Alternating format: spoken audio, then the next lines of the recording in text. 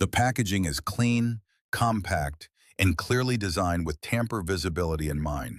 Seals are present and easy to inspect, reinforcing the idea that the security model begins before the device is even powered on. Inside, the presentation is methodical.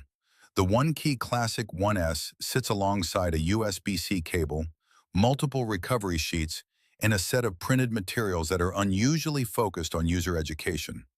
This tone is consistent with the broader philosophy of the product.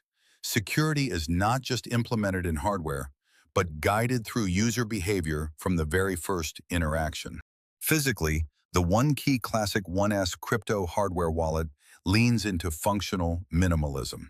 The chassis, constructed from a high-strength PC plus ABS composite, strikes a balance between lightness and rigidity. The front face is dominated by a compact monochrome OLED display paired with 4 physical buttons that handle all navigation. This choice immediately signals a design philosophy centered on predictability.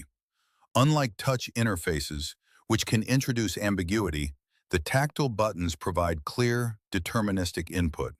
Over time, this becomes a significant usability advantage, particularly when confirming sensitive operations.